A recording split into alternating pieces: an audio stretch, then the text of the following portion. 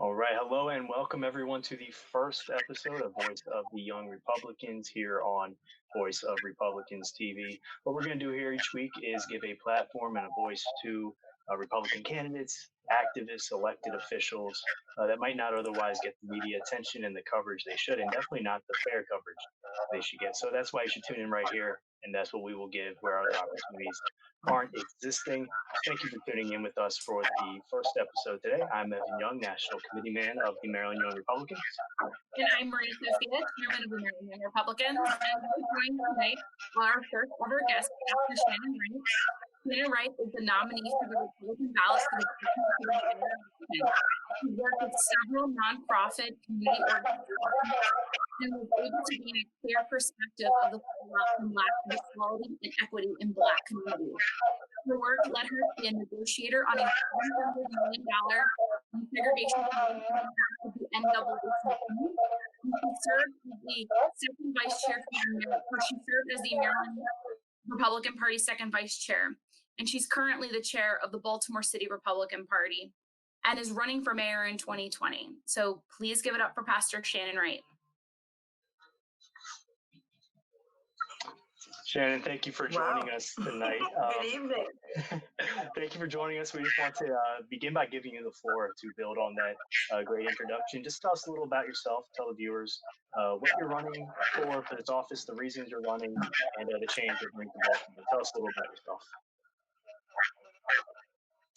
So I'm a wife, a mom, and a grandma. And then one of the most important things were first God, second is family. I want to do whatever I can to help make Baltimore City safe and family friendly. And the last several administrations in the city have done the exact opposite of that. And my grandmother always said, if you're not part of the solution, you're part of the problem. So I'm at a stage where I'm not beholden to anyone here in the city, like several other elected and wannabe electeds are, so that I can be in a position to do what's right for the people, because I know in my heart and in my spirit it's the right thing to do. Thank you, Pastor Wright. You emerged from an extremely competitive and crowded primary field to secure the nomination on the Republican side. How did your campaign connect with these voters to get you to this point in the way the other Republican candidates were not able to do in the primary? So it's about taking the policy, taking the positions and translating them into everyday language. You know, when you talk about school choice, when you break it down for parents to understand, don't you want the best education you can get for your children? You know, when it's about Second Amendment, maybe you don't say Second Amendment, maybe you say, don't you want to feel safe in your house and in your community and in your neighborhood? You know, and you connect to people, you talk to them, you bring the issues to them in a way that they can relate and understand, and it resonates. Thank you, Pastor Wright. We're going to jump into a very short break here. As soon as we get back, we're going to dive into how Mayor Wright will handle the issues facing Baltimore once she is elected. Baltimore deserves better. Brandon Scott's been at City Hall for years, and what do we have to show for it? Homicide rates above 300 for the last 5 years. Where's Brandon Scott? Public property being defaced. Where's Brandon Scott? Statues being torn down. Where's Brandon Scott? 24 poor performing schools in the state of Maryland, 12 of them right here in Baltimore City. Where's Brandon Scott? Good leadership is clear, visible, and present. In my administration as mayor, we will work together to be solutions driven. Mayoral debates coming up, it's an election cycle. Where's Brandon Scott? Haven't seen him since the primary. Baltimore deserves better. My name is Shannon Wright, and with your help and your vote, the next mayor of Baltimore. My name is Shannon Wright, and I approve this message. So, Pastor Shannon Wright, a lot of citizens have asked what happened to their money that was misspent and misspent. What will you do to rectify this situation and make sure that the citizens of Baltimore will no longer have to pay high prices for the incompetence of city officials?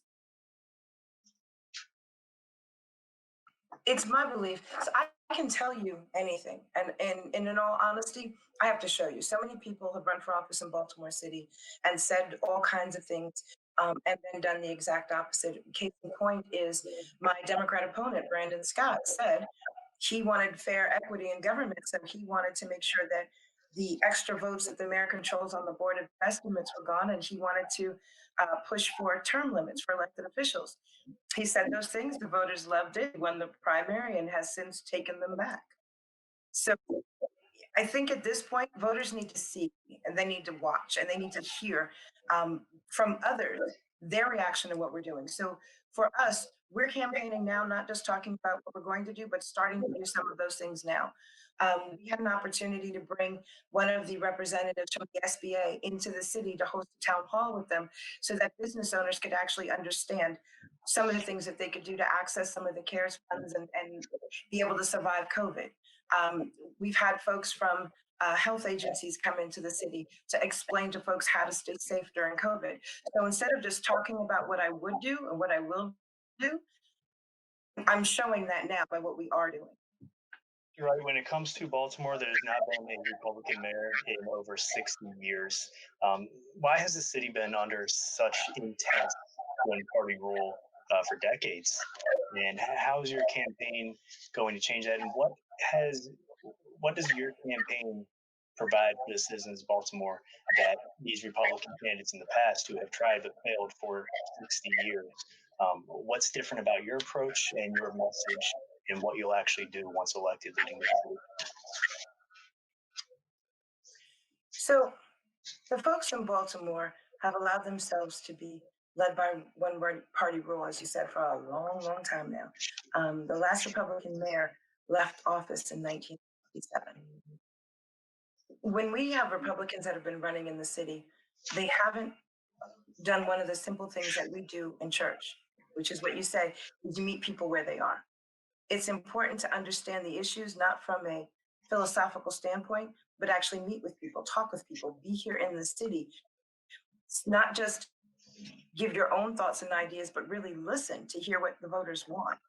That's what we did in the primary, and that's what we're going to continue to do. I can't lead you and do what you want me to do as your representative if I don't stop, be quiet, and listen to you to hear what it is that you as a voter want. So it's as much listening, if not more, than talking. Just to follow up there, I know campaign's probably been adapted more than you would have expected because of the pandemic going on right now, and you just can't be out there talking to voters, going door to door, maybe like you would have wanted to early on. But that listening and meeting them where they are, how are you able to adapt and still accomplish that goal in your campaign with the pandemic going on? So you could probably ask me that question better November 5th, because I'll have a real clear answer to that then. Yeah. But prayerfully, we're doing that by reaching out to folks online. Like, for example, community associations. Several of them are still meeting. They're meeting by Zoom. So we participate in those. Several community groups, not just community associations, are also meeting by Zoom. Several organizations are doing things virtually, and we're doing our best as time permits, because I haven't figured out how to put the extra hours in the day yet. But as time permits, we're trying to participate in all of them. One of the networks here in the city, in the state, Fox 45, has committed to hosting the first mayoral debate of the season going into the general, and it's going to be virtual. So there are a lot of things that are still going on. They're just going on in very different ways. So it's a serious learning curve, for sure. And I would think that a candidate who can adapt to the circumstances going on now and find new ways to still connect to the voters, that's going to be very important in leading as mayor and finding a new way forward for a city that definitely needs them. So to find a new way forward in a campaign and connect in new ways, that can translate very well once elected to connecting with those constituents and actually getting the changes that you want to see enacted. We're going to jump to another quick break. As soon as we come back, we're going to talk about many of the issues facing Baltimore, crime, economics, and how Mayor Pastor Wright will handle that when we get back.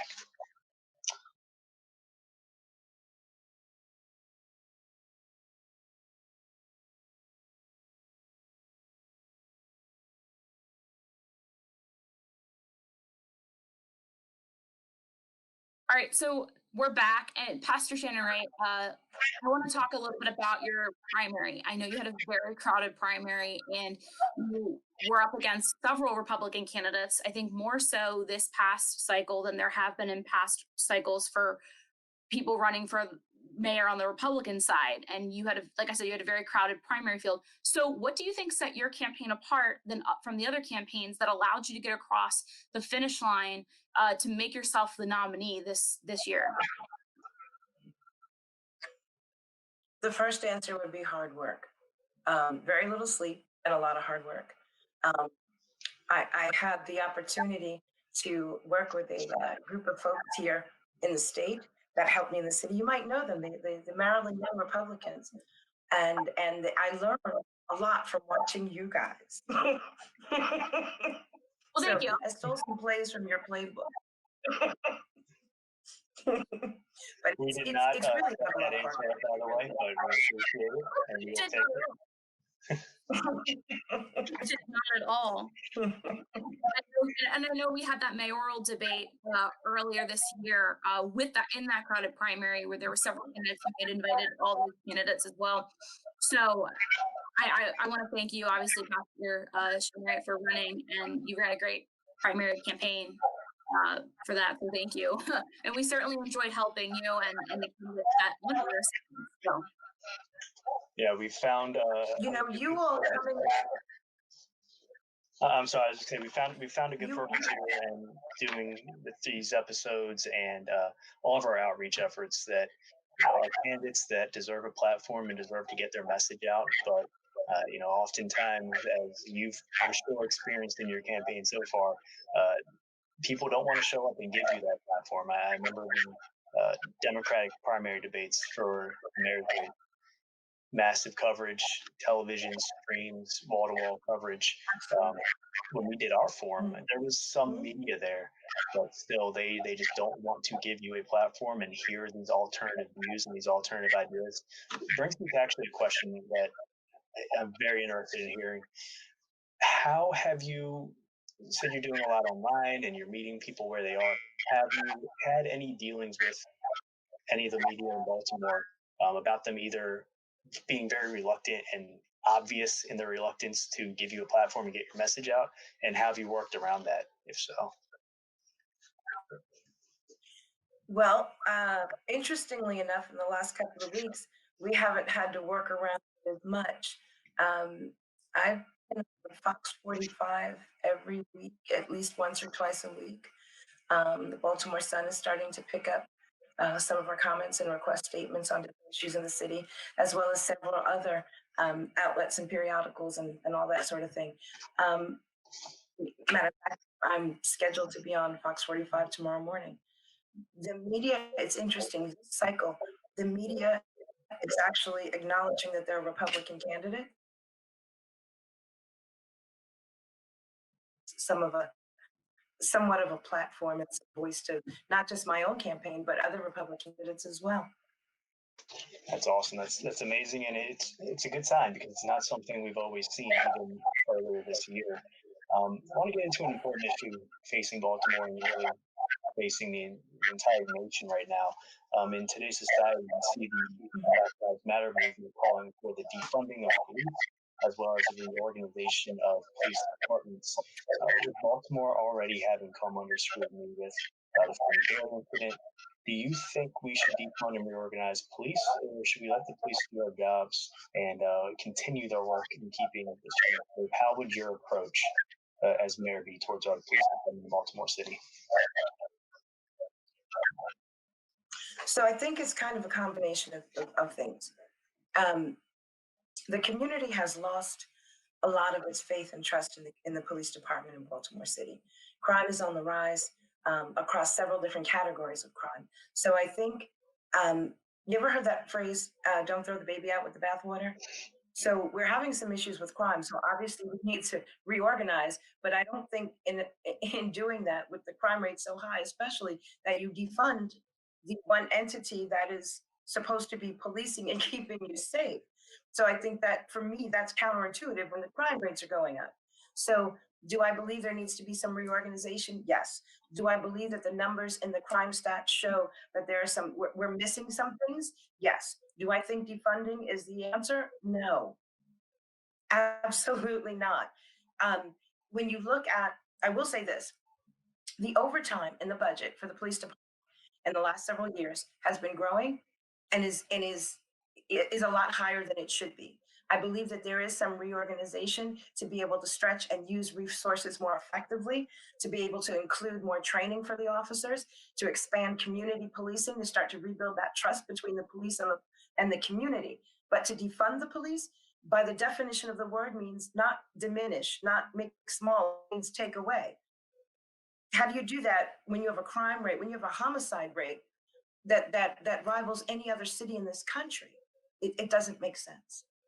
And just to follow up there, last year and dating back at least a year now, we had been together at some of those Baltimore cleanup efforts where they are just citizens and people coming from around the state and even out of state that just wanted to take some action, get their hands dirty where leaders have failed there. And in conversations, as we were talking to the residents of these neighborhoods, um, what they seem to be looking for and what they were asking for and what they just want to see happen in the community around them is not the same as what we see on television and what some of these activist groups are calling for. They're not really taking the position that people that actually live in those neighborhoods are looking for. In your conversations as a candidate with people in these communities and in these neighborhoods in Baltimore City, are you seeing any push from them or any desire from them to defund the police and eliminate the law enforcement that is there? Or are they taking more of the approach that you've echoed, which is, yeah, there are some changes needed and things that need to be improved on, but they do want law enforcement, they want law and order, they want rules enforced in their neighborhoods. Would that be correct? That's absolutely correct. When you get caught up in the emotional moment of a protest, things that make sense in the heat of that moment when the adrenaline is pumping really usually don't after that stops. And this is one of those things. I understand the emotion where the whole defund the police movement came from. I do. I get it. But even in the midst of those protests where people were calling to defund the police, when the protests got out of hand, when fires were started, when looting was going on, who did they call? They didn't call Ghostbusters, they called the police. So you can't criticize the very entity to their face and then call on them to help you and then take their funds away so they don't have the resources to do it anyway. It's counterintuitive. We need to rebuild trust. Exactly.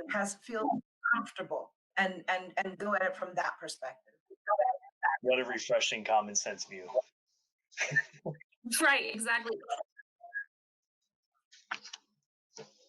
So, Pastor Wright, when Horseshoe Casino was brought before the city council and the state legislature, it was meant to help fund city schools with its taxes. It has been several years, and still our schools do not see a single dime that's helped our inner city schools. Should we have the Horseshoe Casino shut down, or should we enforce the taxes that come from the casino back into schools? So I'm going to say some things that will probably get me in trouble, but that's okay. I'm a big girl now. I can handle it. When that agreement was written up, it was written up in the same vein that a lot of Baltimore City contracts and negotiation deals are made up with, which is it resembles Swiss cheese. So there are so many holes for the casino to be able to jump through that they're not actually violating the contract per se. There are loopholes about the percentage being of their revenue, of their profits. But now, if you are able to move things in a way that you are not declaring profits, then you don't have funds that need to be given to that entity that they were promised to. Baltimore City has a history and a habit of doing that. It saddened my heart to see some of the legislation that came out of the city council this year. They argued with the fact that the city solicitor even said, half these things you folks want to do aren't legal. Just listen, let that marinate for a minute. You're passing resolutions You're drafting amendments. You're doing all these things based on your thought and the emotional value of all of you being for reelection. I'll say it. Not even the law. So you're writing things, you're doing things, you're entering into agreements that are illegal from the beginning. That has to change. And under my administration, as the next mayor of Baltimore, it will. Yeah, and I think, we saw some good common sense legislation come from the state legislature with the lockbox legislation that the governor was supportive of. And when we talk about enforcing that, I mean, I don't know if you want to touch on that just a little bit of if you support or how you feel about that, but the governor has been very frontward facing about this kind of issue with accountability, particularly with our schools financially. So it seems to me that the governor has tried to give funds and resources to Baltimore for schools, and he's tried to just put um, a layer of accountability in because the leadership in Baltimore for the last several administrations has shown that sometimes the maturity level and the responsibility level isn't there to be able to handle those funds. I get it. And you can't really be mad at it. If the city was doing what it needed to do, then the amount of money that comes into this city per student, we would not have students still in buildings with no heat in the wintertime, no cooling in the summertime, some places no books, more holes in the roof that look like you got indoor swimming pools, and more rodents than anybody should ever have to deal with. These are not conditions that are adequate. The amount of money that comes in is more than a lot of private schools' tuitions. So it is clear that that money is not getting into the classrooms. So the only thing that you can do, because you don't want to pull the funds from the students, is put in some sort of accountability mechanism to hope that ensure that more of that money actually makes it to the classroom. It's not getting there now. And that your answer right there, leads in and already begins to answer what my next question was going to be as we're on this education topic. There are a school Mhm. principal in Baltimore, based on tenure, can earn more than the governor of Maryland per year. We have leadership in the Baltimore City Schools that are seeing record high compensation packages, record high salaries. Yet there are students that before the pandemic couldn't go to school because either they couldn't melt the icicles off the windows or they couldn't guarantee the kids wouldn't go to heat stroke sitting in school in the late spring and early summer. As mayor, how much power do you have when it comes to holding accountable the people in the Baltimore City schools and really demanding that the funding go towards things like a safe learning environment or a building with air conditioning and heating, and not these wild compensation packages for people that really don't even deserve to be allowed on the property based on what they've done? So there's a couple of things. Um, the mayor's hands are somewhat tied in terms of actually being able to have direct input. Um, there are a lot of ways of indirect input. For example, um, as mayor, heck, even as a private citizen, if there are things that the school board are doing or not doing that they should be doing, you speak about it, you talk about it, you make a noise. You don't just let it go. When you look at compensation packages, the number escapes me right now, but I can tell you the current uh, person that handles the Board of Education here makes a ridiculously high salary. She just got a raise. She's making, I believe it's $20,000 less than the chancellor in New York. Only he has millions of students, and Baltimore City has less than 100,000. And there are those that would argue they're not even getting a good education. So it seems to me that we are not getting our bang for the buck. As mayor, I will lobby both in the city and the state and federal to be able to override and overrule the current local Board of Education where it is clear by statistics that they are failing our students. When you see test scores continuing to plummet, when you see the overall condition of the buildings continue to be that which you would be hard pressed to be able to concentrate on in, then there needs to be a mechanism in place where the leadership in the city can say, okay, hey, hold on, let's hit the pause button. We need some outside eyes on this. This is not working. And I would lobby hard, both at the city and the state and the federal level, for that kind of a mechanism to be put in place. Our students are graduating when they do graduate, rates are dropping. And when our students do graduate, they are not on a level playing field with other students from other schools in the state or across the country. We are doing a complete disservice to the students in Baltimore City and schools. And as mayor, I'm not going to tolerate that. I will be as loud as I need to. I will, from the Board of Education headquarters if I need to, whatever it takes. Education is a priority. We have a city where we have a large low income population. We have income gaps all over the place. The only way, not the only way, but the best way, the best self sustaining way to change that and turn that around is a quality education. We owe that to the students, to the children in this city. And that's a message that, regardless of your politics or your party or your ideology, if you're a parent or ever want to be a parent in Baltimore City, that's a message that should resonate with you more than pretty much any other issue. When we get back, we're going to have a short break here, but when we get back, we are not out of hot topic and hot button issues for Baltimore City. There are a lot of them facing the city, and we've still got more to cover in just a minute here on Voice of Young Republicans. Baltimore. We are standing here at the Board of Education, and as you can see, it's pretty much deserted, with the exception of those using it as a community parking lot.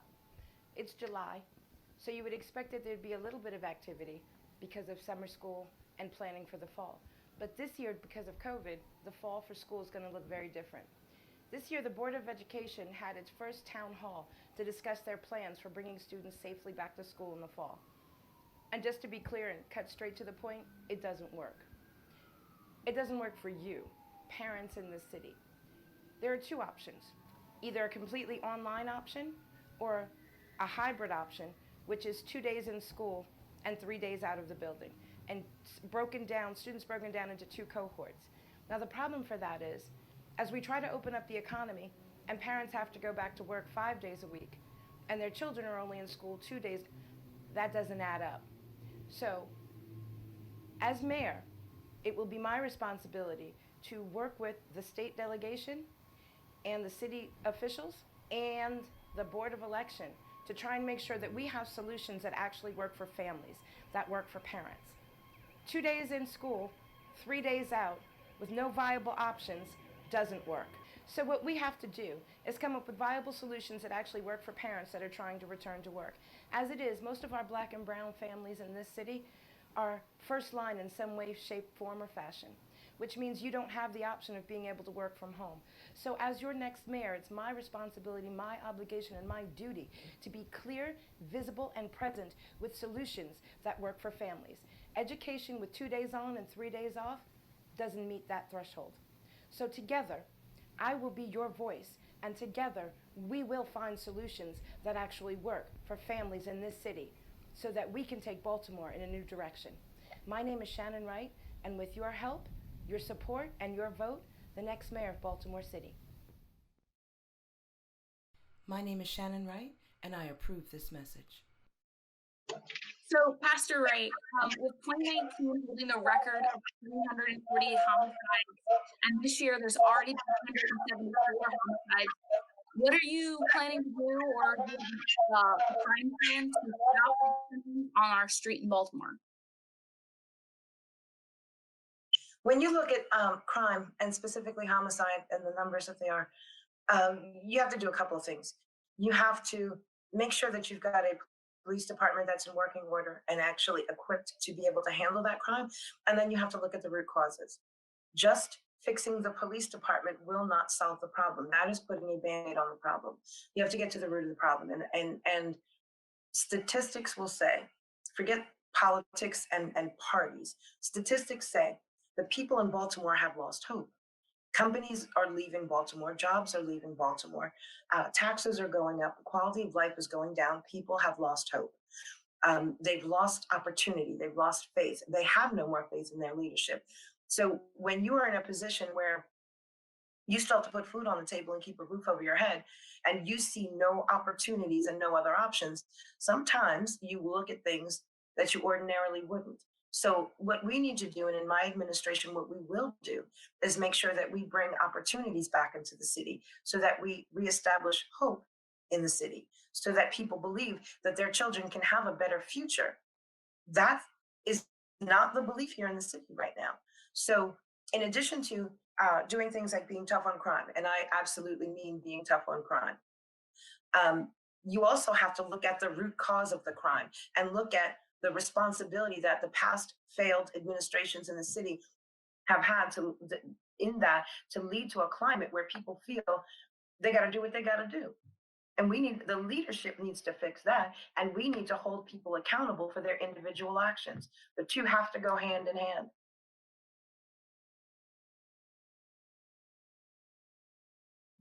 And just kind of continuing off of that with crime in the city, we've been seeing a lot of statues being defaced across this country, but the latest, obviously, in Baltimore City, what are your thoughts and takeaways that you have going on regarding that? And what do you plan to do as mayor? What are your thoughts on it? So a lot of the destruction has come from protest, and those protests have gone awry. They've kind of taken a turn somewhere and gone into not constitutional constructive protests, but really into let's see who can be the most destructive. There's a couple things that need to happen.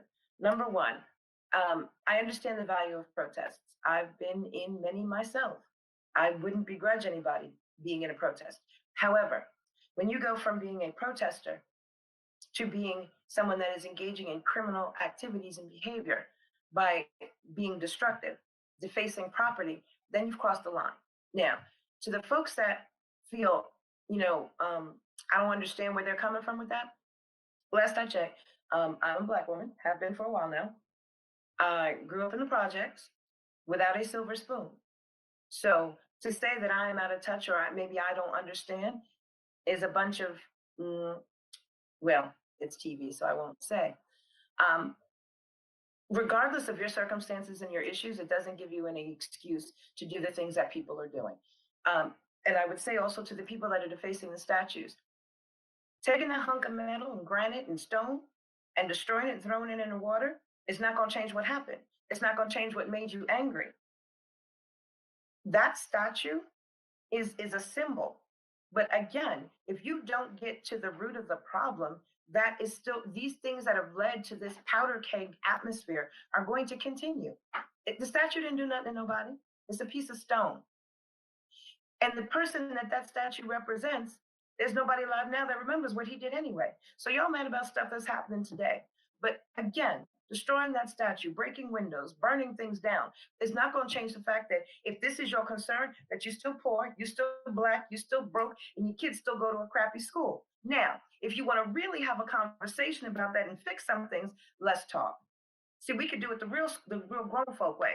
We can sit down, we can break bread, we can actually have some conversation and some communication to fix things.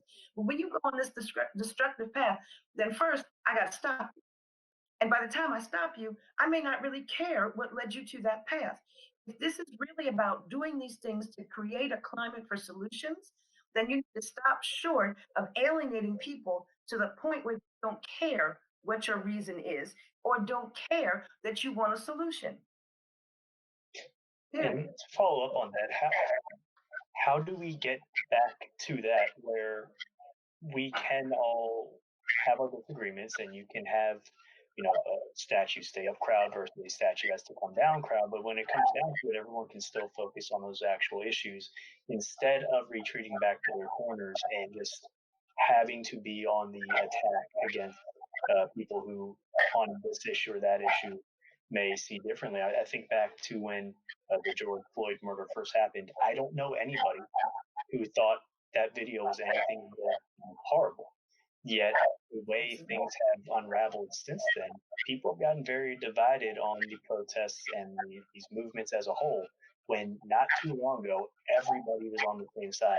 What happened to that man was terrible, and that officer should be held accountable. But human nature and division and having to be on the attack against somebody, even when they agree with you, has sort of unraveled and really harmed a lot of progress that can take place. How does Mayor Wright get us going in the right direction there when you will be in a city with a lot of people who are just going to want to fight you on everything? So I'm trying to be politically correct and find the right words here. I was raised to believe that only fight as children and dogs, and I'm neither. So I'm not going to waste my time, my energy, or the city's resources on that. Now, when we want to talk about solutions, I'm all for it. Doors always open. We're not going to have destructive behavior. I'm keeping real with y'all for a second because I'm running for office in Baltimore, and I want to speak to the folks that I'm going to make sure get to see this video in Baltimore. For my folks in Baltimore that are concerned about the way things are going, this is what needs to happen. Some of them OGs sitting around watching some of these young bloods out here doing this stuff, y'all need to get up off your butt, off the stoop, go out and talk to somebody, raise some of these young kids, help some of these young brothers that don't have a father in their house, show them the way to go. Not just sit back, talk about after the fact, once they've been locked up, oh, they shouldn't have been locked up. Well, how about if you see something, say something, and better yet, go do something. Prevent is better than cure. So to my OGs on the block, sitting back, just, upset and angry, try to be a part of the solution. How about that? That would be my message to folks in Baltimore. I love it, and that is a message that I think would actually connect with people a lot more than just trying to tiptoe around the issues and say it seems to be politically correct. Just tell like it is and cut straight to the point, and that's what you're doing. That's why I think it's going to continue to connect with voters. Being angry on the internet or being angry sitting on the sidelines chirping doesn't really do anything if you're not willing to get in the fight and get your hands dirty and do something yourself instead of waiting around to see other people do it. And so I love that that's your message, and it's going to connect with a lot of people that have felt just completely forgotten about in Baltimore for a long time. We're going to jump to one more quick break. When we come back, we'll have a parting word and a parting shot, and we will wrap up here on Voice of Young Republicans. My name is Shannon Wright, and I'm running for mayor of Baltimore. Right now, we're on a typical street in Baltimore City, flanked on both sides by small businesses. Small businesses are the lifeblood of the economic engine of our city. As leaders, we need to make sure that we are removing the roadblocks to creating more businesses. More businesses means more jobs, and that is one of my main goals as the next mayor of Baltimore City. Remove the roadblocks, create more opportunities for small business so they can create more jobs for us and for you, the citizens of Baltimore City. My name is Shannon Wright. Better business opportunities, more jobs, less crime, better education. That's my vision for Baltimore City. Shannon Wright for mayor of Baltimore. My name is Shannon Wright, and I absolutely approve this message. So, Pastor Wright, I know we're winding down here, but I want to talk a little bit about the exodus of people in Baltimore City. There have been so many people that have left the city because of the lack of economic jobs, and we talked about education and just things that are driving people out of the city. So, how do we get these people to come back to the city and attract talent and the arts, everything else that makes the city so vibrant and its culture? How do you think about that? So I apologize. The internet was breaking up a little bit, but I'm thinking that I heard you say that there's been somewhat of an exodus from the city because of crime, because of lack of opportunities, lack of jobs, and how do we turn that around? In a nutshell, is that what you were? Okay. Absolutely. So,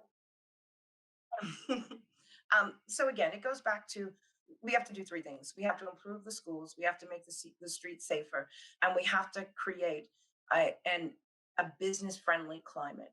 So I'm gonna talk specifically to the business-friendly climate for a minute.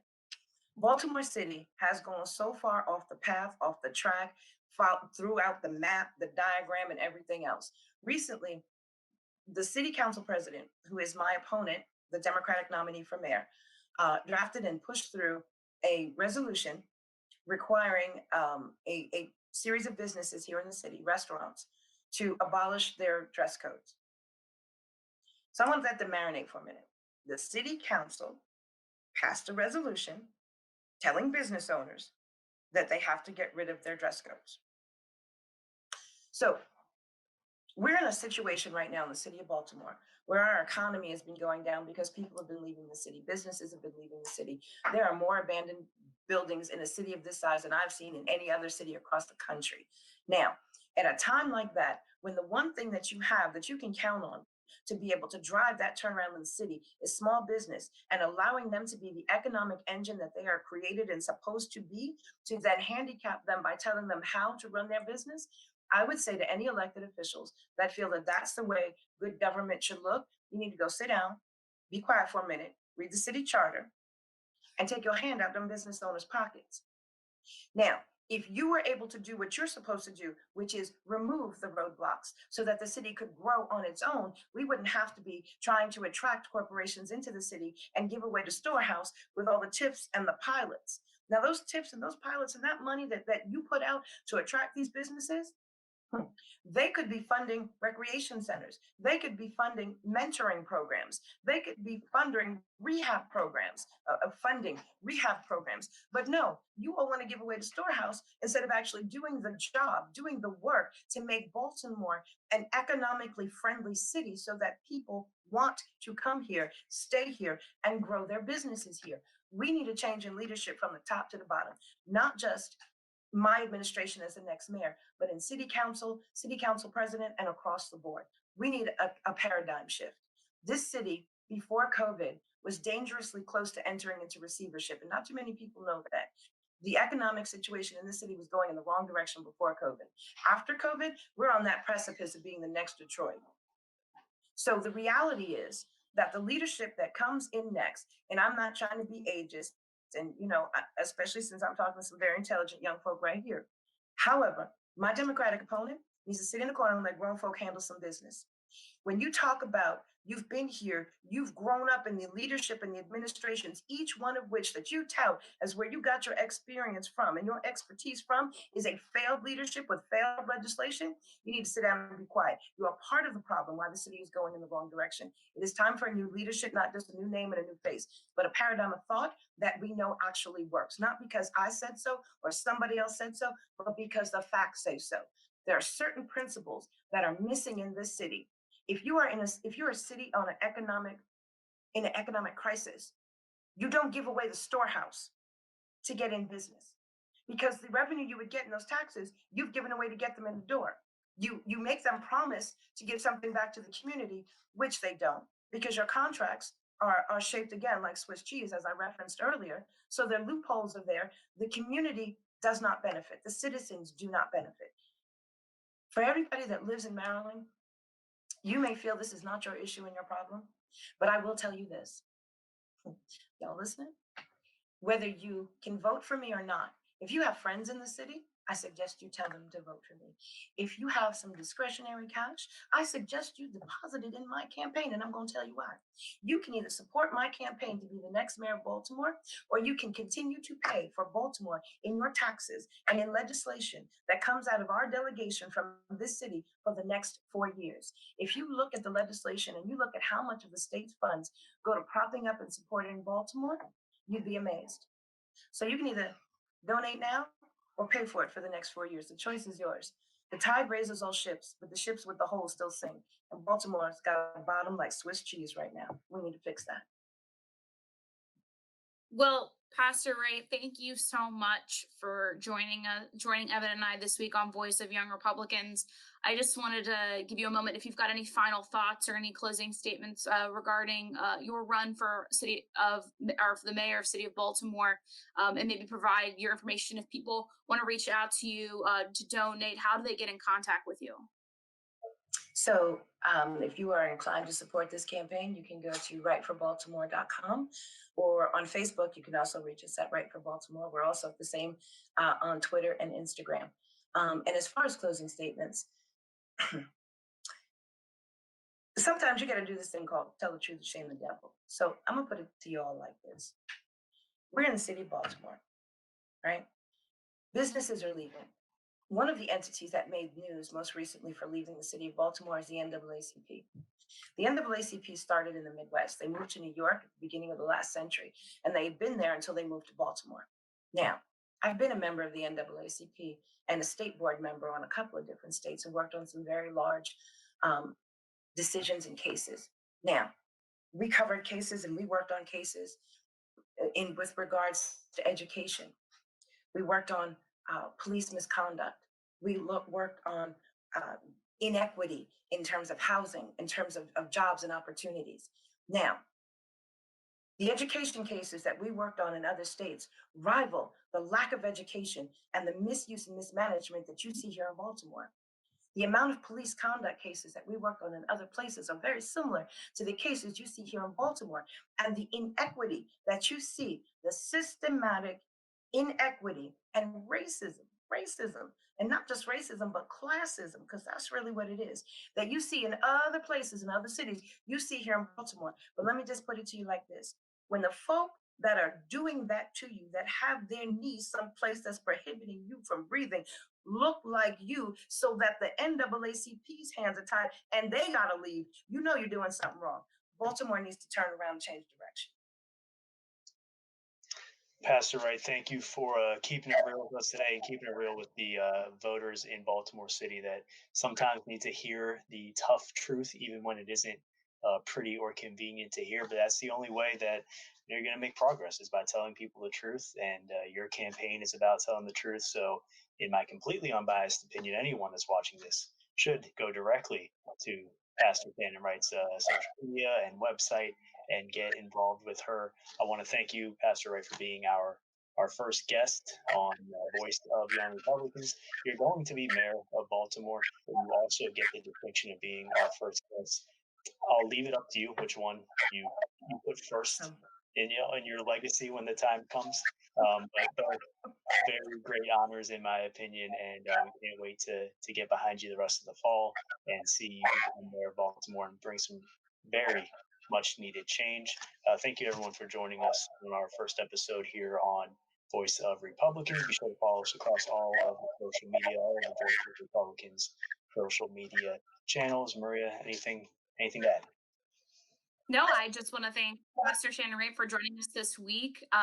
This has truly been a great time chatting with you, and looking forward to helping you this fall. I know our young Republicans are ready to go, and I know throughout this COVID-19, we're still trying to help our candidates the very best we can. So we certainly wish you all the best, and we'll continue to help you every way that we can. Thank you. And I wish you guys much success in what you're doing. You're bringing a voice to an audience that needs it and to folks that haven't heard it. So continue to do what you're doing. Thank you. You heard the woman. Join us every week here on Voice of Young Republicans, and we will continue to give that platform and that voice to candidates and Republicans that really need it and deserve it. Because no matter your politics, you deserve to know the truth and to hear it directly from the candidates and the activists and the elected officials' mouths. And that's the opportunity we're giving everyone each week right here on Voice of Young Republicans. Thank you.